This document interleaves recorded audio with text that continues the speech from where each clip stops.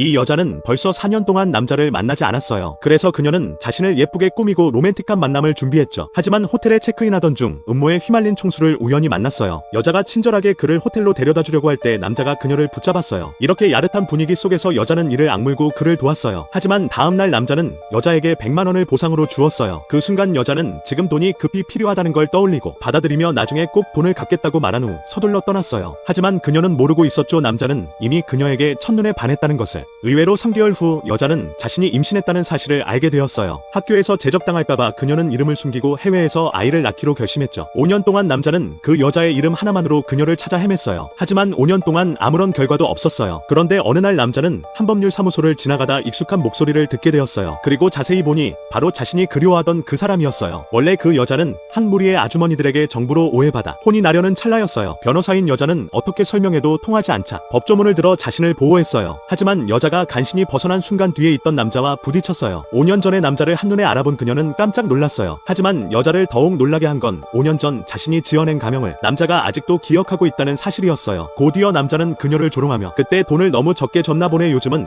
50대 탄광 주인에게 추파를 던지는구나라고 말했어요. 여자는 그제야 남자가 자신을 오해하고 있다는 걸 깨닫고 먼저 그의 도움에 감사한 후 이것이 다른 사람을 모욕할 권리가 있다는 뜻은 아니라고 충고했어요. 하지만 남자는 곧바로 카드를 꺼내며 지금 회사를 그만두고 내 회사로 오면 2배의 월급을 줄 테니 어때라고 제안했어요. 의외로 여자는 단호히 거절하며 우리의 관계는 5년 전에 끝났어라고 말한 후 주저없이 돌아섰어요. 그래서 화가 난 남자는 술을 마시러 바에 갔어요. 비틀거리며 집에 돌아온 후 보모의 손녀가 와서 그에게 꿀물을 마실지 물었어요. 보모는 급히 손녀를 쫓아내며 남자에게 사과했어요. 아이가 말을 듣지 않고 이리저리 돌아다녀 죄송합니다. 하지만 남자는 괜찮다며 아이를 볼 때마다 기분이 좋아진다고 말했어요. 그때 옆에 있던 비서가 그 여자의 엄마는 무책임하게 아이를 외할머니에게 맡기고 신경도 쓰지 않는다고 말했어요. 하지만 남자는 이런 말을 제지하며 싱글맘이 아이를 키우는 건 쉽지 않다고 말했어요. 보모는 다 5년 전에 제가 중병에 걸려 여자의 엄마가 약값을 마련하기 위해 그렇게 열심히 일한 거예요라고 말했어요. 의외로 남자는 이 말을 듣고 여자의 모습이 머릿속에 떠올랐어요. 그는 모르고 있었죠. 눈앞에 어린 소녀가 자신과 여자의 아이라는 것을. 곧 남자는 할아버지의 전화를 받았어요.